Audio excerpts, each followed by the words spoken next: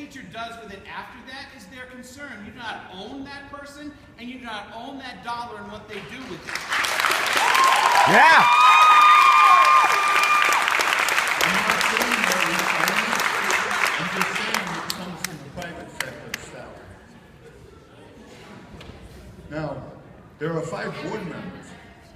I haven't heard any Please mention. let him finish. I haven't heard any mention of Terry Noyes being involved in this. We can do a teleconference, have a board meeting. Why wasn't she there by teleconference at that first board meeting? That's for them. Why didn't she get by? I mean, I've heard talking to one of the other board members who calling a meeting. Well, it would be to set up by teleconference. To set it up by teleconference.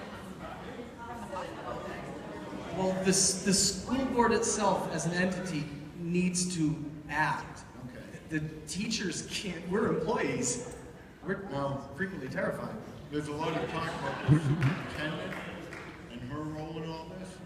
Well, Alton's kind of the laughing stock of the state because we have 3 superintendents.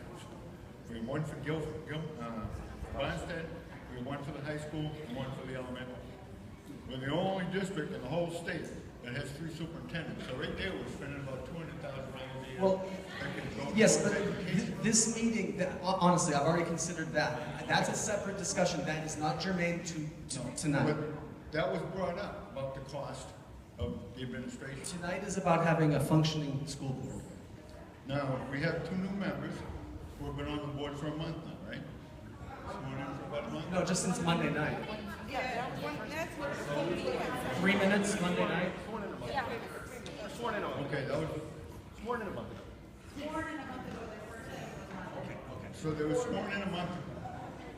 And in that month, have they gone into I mean, they have access to all the records, all the school board records. They can even look at the non-public sessions. Have they done that? Because I think if they had done that, they could answer a lot of these questions you have. Well, this is not a school board meeting. This is an Alton Teachers Association meeting. So that. In answer to your question, I did once, and I was All right.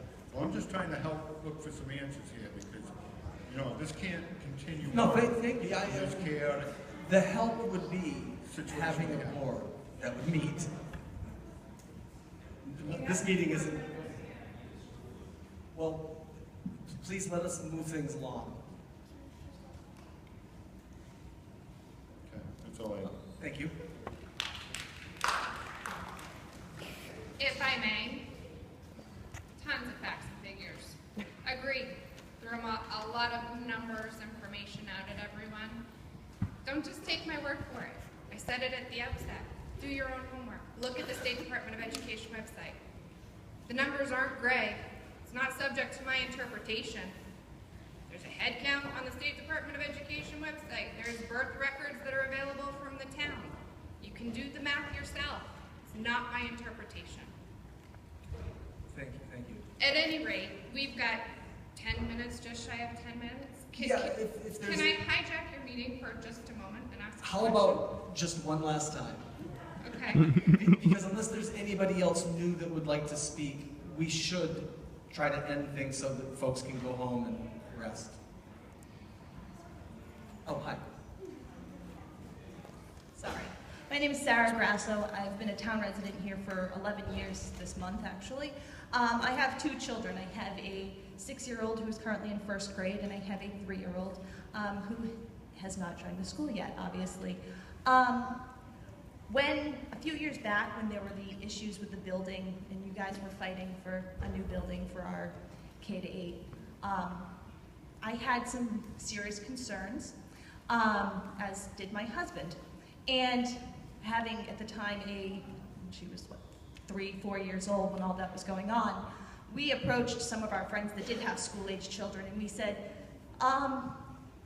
before we get our feet in this mess, like, is this a big problem? You know, everybody kept saying, oh, it's horrible, and I said, hold on, what's horrible? Is it the building that's horrible, or is it the education that your kids are getting? Is that the issue?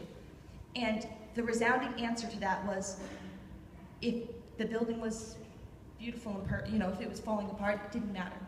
The education that our kids are getting is wonderful. Because at the time, we had the option to say, we're out of town, that's it, we can't do this, we want the best for our kids, as I would assume any parent would. We wanted the best. We stayed in Alton. The best is now being taken away from us, which is extremely sad. I have a degree in education, and to see teachers who I know what the blood, sweat, and tears are put into every day, whether it is, getting there early, staying late, weekends, it's a commitment. It's more than just a 9-to-5 job.